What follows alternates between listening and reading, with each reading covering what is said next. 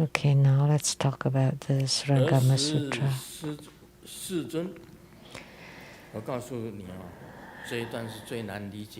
Let me tell you, this excerpt is the most difficult to understand. Extremely difficult to understand. But it's okay if you don't understand. If you understand, you understand. If you don't, you don't.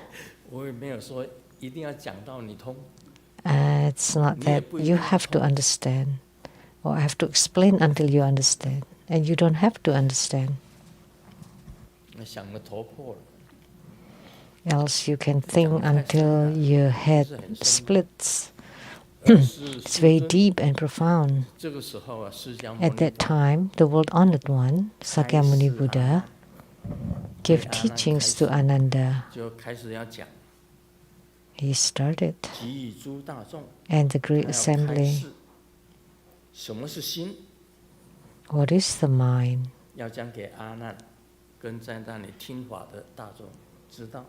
He was teaching Ananda and the assembly. So everyone can know what is the unborn endurance.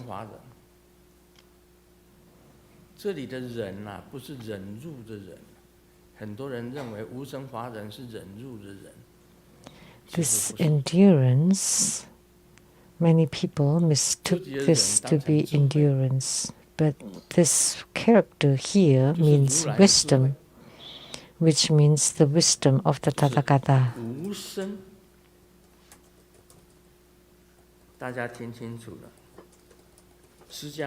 Listen carefully. Sakyamuni Buddha wanted to tell Ananda and all the audience so that they can attain and prove the unborn, the wisdom of the Tathagata that's non-arising. The wisdom of the Tathagata is called unborn endurance, and it is a friction, a state of attainment. What is unborn or non-arising? No birth and death. If you have the mind who discriminate or who differentiate between birth and death, that's not the mind. That's a clinging mind. But if you abandon birth and death and the wisdom of the Tathagata on the immovable ground, the eighth ground of bodhisattvahood is those who have attained unborn endurance. There are no birth and death, no births and no deaths. That's the wisdom of the Tathagata. No births, no deaths. And the wisdom of Tathagata. So, Sakyamuni Buddha's Dharma throne is called the Lion throne. Someone sculpted the Dharma throne, a lion on the Dharma throne. What does the lion mean? Lion is the king of the forest and fearless. So the fearless Dharma throne. You're free from any fear. So Sakyamuni Buddha's Dharma throne is called the lion's throne. And sculpt a lion on the Dharma throne, which means that the one seated on the Dharma throne is fearless. Sakyamuni Buddha's throne is called the lion's throne. So he blessed Ananda on his head. I have spoken on this blessing on the head. There are three meanings. And Grandmaster often give blessing on the head. One means to comfort, and second is prophecy that in the future you would attain Buddhahood, and third is blessing. There are three meanings: console or comfort, giving a prophecy, and blessing. So he blessed Ananda on his head and said, Sakyamuni Buddha started to speak. Listen carefully.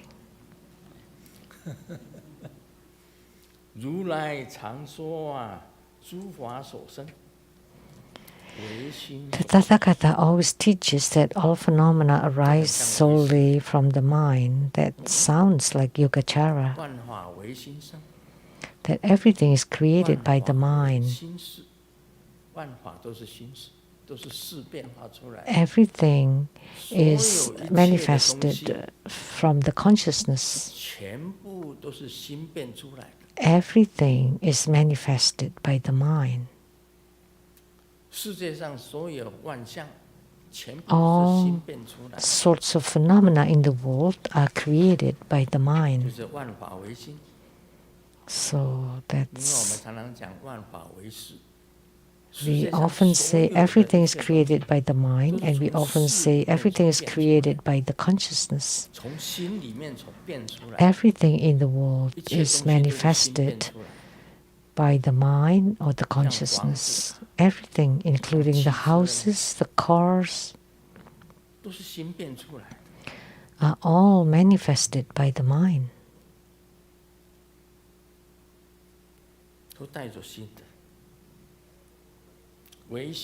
They carry the mind.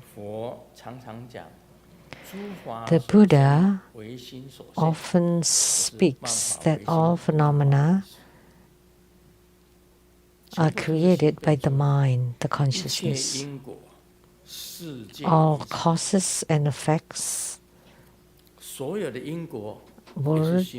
all worlds, and so all causes and effects, karmic retributions, karma,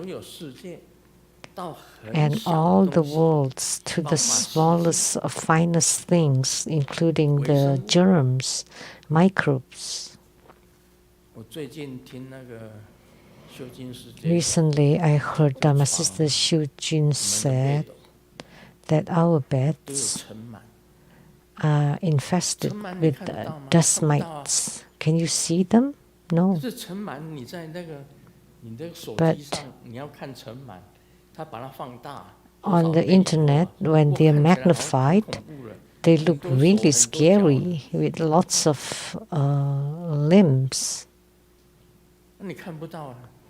But you can see them.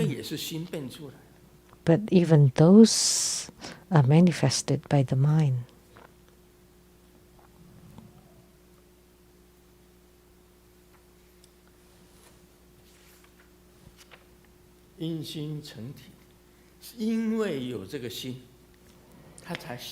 Because of the mind, they come into substance or existence. Sakyamuni Buddha said, Ananda, if everything within all worlds, even down to blades of grass and tiny things,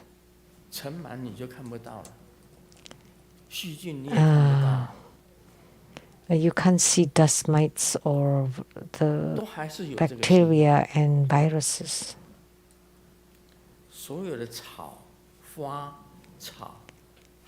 They have minds. Even flowers and grasses also have this mind. When traced to its root, they all possess actual substance, form and substance.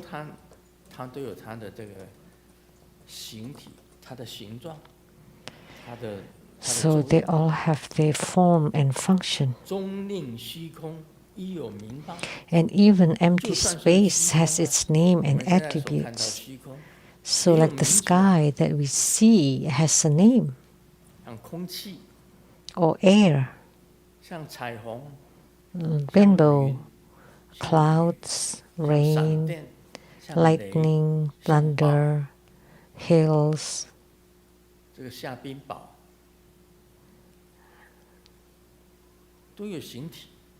They all have forms and substance. Even the sky has its name and attributes. Then how could the pure, wondrous, and lucid mind, which is the nature of all minds, be without substance? So the true mind should have form and substance, pure, wondrous, and lucid mind, which is the nature of all minds. They should have form and attributes. That's what he meant. If you continually investigate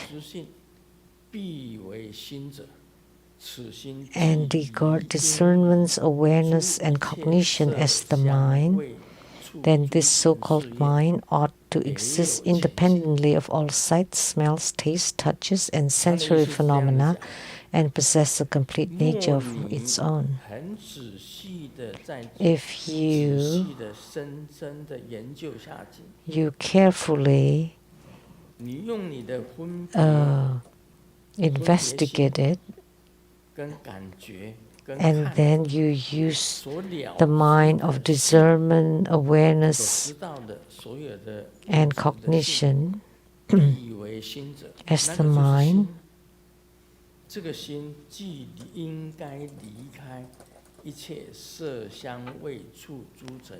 that this mind should be apart from all sensory phenomena and possess a complete nature of its own.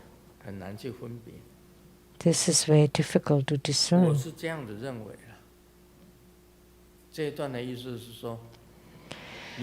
And this is my opinion. If you are apart from sight, smells, tastes, touches, and mental formations and everything, and you still have differentiation, then that would be the true mind.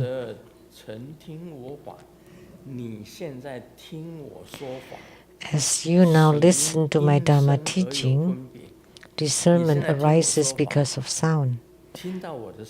Now you're listening to me speaking Dharma, you hear my voice, and because of that you have discernment.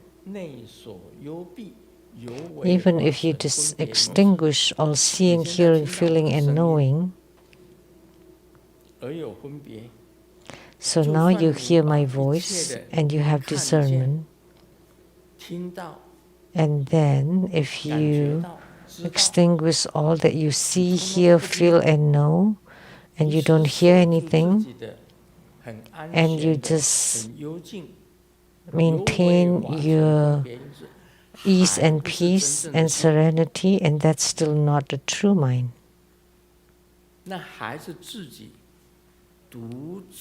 That is still your solitary sensation. It's just the mind that you experience or perceive. That's not a true mind.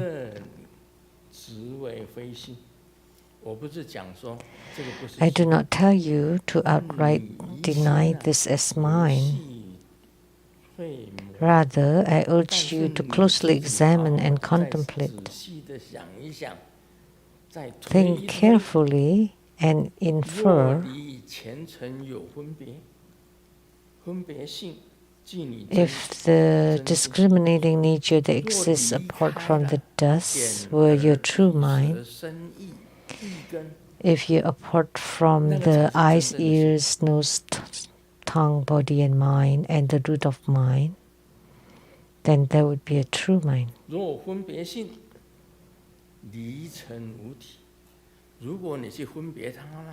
If you discriminate them and you're apart from the six dusts, then you have no form and substance. Then it's merely a reflection produced by the dust. Since dusts are impermanent, when they change or perish, this mind would become like turtle hair or rabbit horns. So if you are apart from the six dusts, without forms, without minds,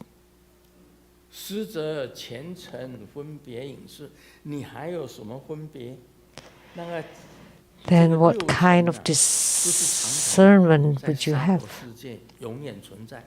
Because the six dusts are not eternal in the Saha world. Like the houses, the cars, they have limited existence. When the houses are old, they are demolished, and when the cars are old, they will break down. Human bodies can change everything. The dust in the dusty world will change. Nothing is eternal. The so-called six dusts in the world. And the six dusts means everything you see, you hear, you smell, you taste, you touch, or mentally form. Anything that you see, hear, feel, know, are ever changing.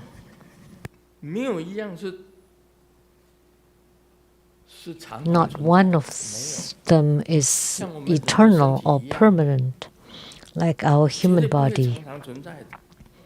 It will not eternally present.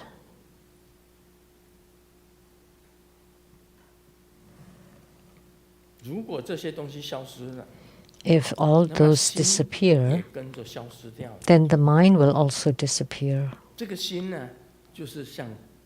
So this mind is like turtle hair or rabbit horns, which is non-existent. How can a turtle have hair, or how can a rabbit have horns? Those are all illusory. Those are false. So at that time, your Dharma body is the same. It would be gone. Then who's the one cultivating and realizing the unborn endurance? Who? So if you understand, you understand. If you don't, you don't. So if you abandon the six dusts, because the six dusts are ever-changing, they are impermanent, including our bodies, houses, cars. Nothing is eternal, not even the lands. You say you have immovable property, but they also move due to earthquakes. The same with your body. So who is that cultivating? So you need to cultivate spiritually until you reach the state of unborn endurance. But who was that? So the Dhamma body too would be extinct. So unborn endurance is the wisdom of the Tathagata that has no birth and death. Without birth and death. The wisdom of the Tathagata without birth and death. At that moment, Ananda and the great assembly fell silent, feeling lost within themselves. They are completely dumbfounded, and the great assembly too. None of those. So hearing it the same as not hearing it. So the Buddha told Ananda, all cultivators in the world, many spiritual cultivators in this world, though they may attain the 9 stages meditative stability, what is it? The 4 meditation, the first, second, third, and fourth meditation, 4 kinds of meditations, plus a boundless meditation of the boundless boundary, boundless. Then there's 8. And then the meditation of complete extinction, that would be the 9th stage. So all cultivators in the world,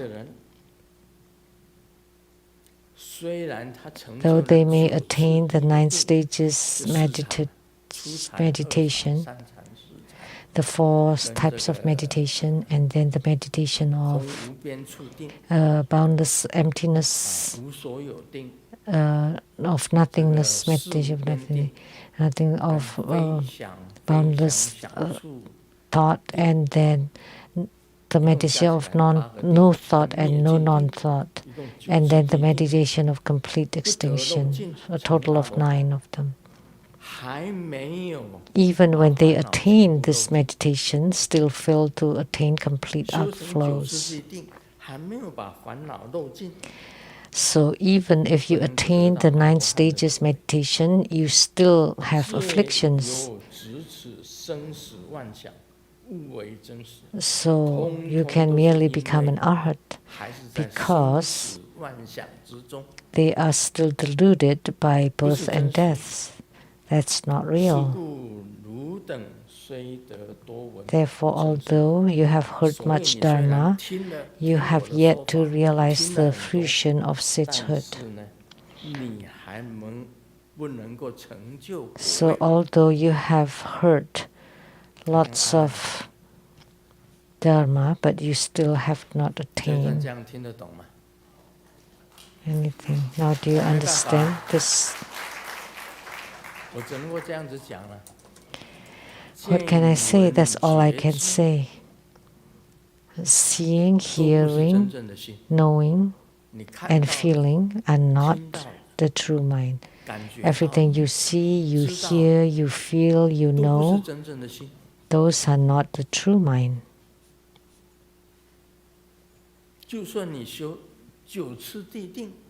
So even when you practice the 9 stages meditation, the first, second, third, and fourth meditation, that's samadhi, and then you enter into the borderless emptiness, borderless thoughts, meditation of nothingness, a meditation of no thought and no non-thought, and then the complete extinction meditation. Those are the 9 stages of meditation, and you still cannot even attain arhatship. So Ananda, although you hear much of my teaching, but still you have not have any attainment. You have not reached any fruition.